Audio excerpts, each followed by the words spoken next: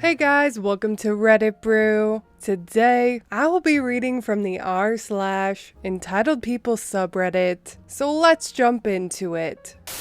Entitled Bridesmaid from Hell. Some time ago, I was the maid of honor in my best friend's wedding. Due to the wedding being an event that happened during the pandemic and having to adhere to certain restrictions, it was a family-only affair. There were only two exceptions to this rule: me and the other bridesmaid, a friend of the bride from college. The events described and wedding happened at a private location, the bride's in-laws' house. Characters: me, entitled bridesmaid, the bride, the groom, the groom's mother, the groom's dad, and the groom's brother. The wedding happened during a Saturday afternoon. Entitled bridesmaid was scheduled to arrive at the wedding location a night prior, but due to some unexpected situation at work, it was too late to make the trip that day. Both her and I were supposed to be staying overnight at the in-laws' house in their guest bedroom. My husband and I had already been there for a few days before the wedding, and she was scheduled to be there a few days after the wedding. The day of the wedding, everyone was ready to go. The ceremony time was approaching, and still no entitled bridesmaid. Deciding that they couldn't postpone any longer, the bride and groom went along with the wedding as scheduled at 12 noon. They only texted EB once to ask her when she would be arriving, with no reply. After the ceremony was done, and while en route to the reception, they receive a message from EB apologizing and telling them that she would be arriving around 4 to the reception.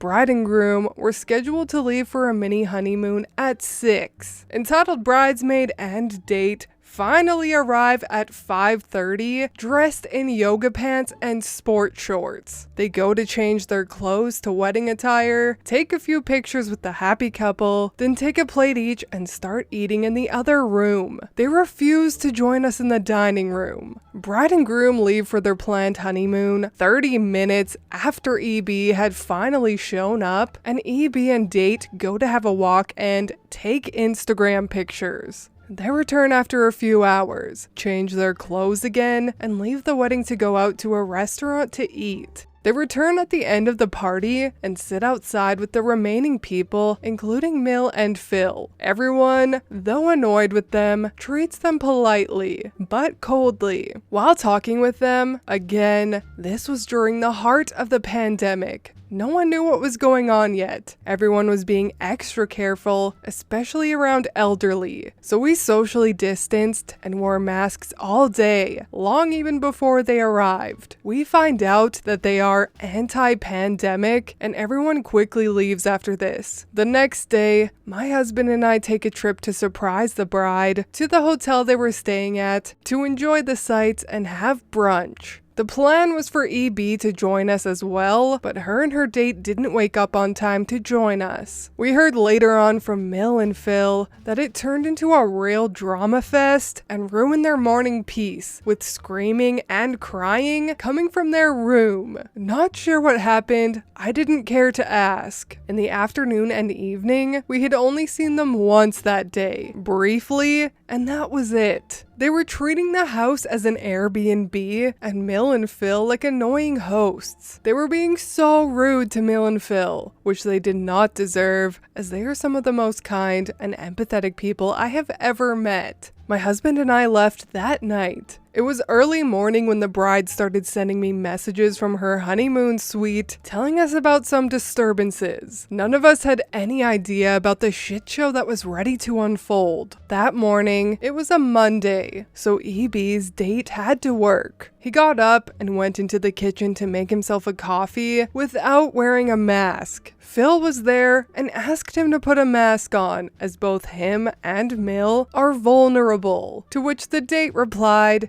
"Get lost," and refused to put the mask on. It was then when Mill and Phil decided they will not put up with being disrespected in their own house and told them they had to leave. Entitled bridesmaid runs into the bedroom and locks herself in there and tells them they can't leave because date has to go to work and he's her ride home. Mill and Phil called bride and groom, told them about the situation, and requested for them to return to sort it out. After Bride had a talk with EB, they all agreed to let them stay there until the end of Date's shift. It was decided they would be leaving around 5 to 6 p.m., so Bride and Groom went back to their own things. By the time 7 rolls around, I text Bride and ask her about the situation and if the unwanted guests had left. Apparently at 6, they tried sneaking into the kitchen to make themselves something to eat. When caught by Phil, they ran and locked themselves in the bedroom and yelled from behind closed doors that they would be staying for another 2 to 3 days. At that point, Phil called Bill to come help them get rid of the unwanted guests. Phil was apparently yelling from the terrace, "Get out of my house!" while Mill was doing the same from the front yard when Bill arrived. He managed to evict them after threatening to just break through the door and kick them out himself if needed, so they left. On the way back home, entitled Bridesmaid texts Bride that she is appalled by the treatment she received and that she hopes this doesn't break their friendship.